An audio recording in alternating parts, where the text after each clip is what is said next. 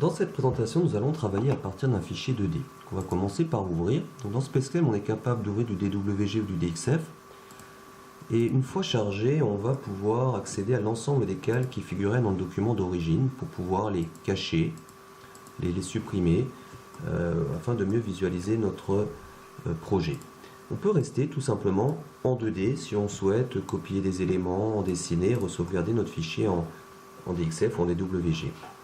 Mais dans cet exemple, on va profiter des fonctionnalités de SpaceClaim pour transformer cet élément 2D, ces courbes, en fichier 3D, en récupérant ce qui existe déjà et très rapidement en venant recréer de la géométrie. Donc on va pouvoir masquer temporairement aussi cette partie-là, venir décider de déplacer, de repositionner des éléments, quels qu'ils soient, peut-être aussi épaissir ces parties à cet endroit-là avec précision. On va mettre ici 1500, peut-être ce mur ici un peu plus haut, et de venir comme ceci rajouter des informations, tout ce qui est fenêtre, on va pouvoir déplacer, copier, donc de continuer à travailler sur la géométrie qu'on a transformée ici en 3D.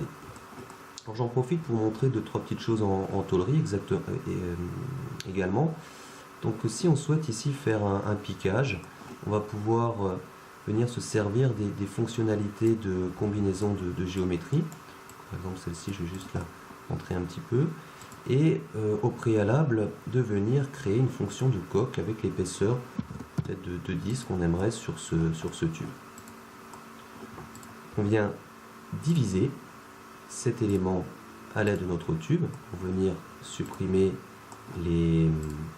nos découpes, et on vient diviser également celui-ci qui va nous permettre d'obtenir ici notre piquage. Si on souhaite obtenir la mise à plat, on vient convertir notre fichier,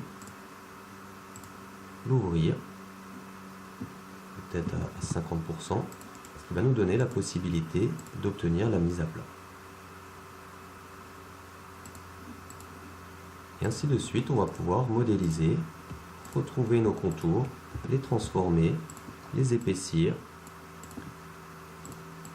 les déplacer si jamais la géométrie n'était pas conforme dans le fichier 2D, venir repositionner comme on le souhaite et venir transformer en fonction de coque par exemple,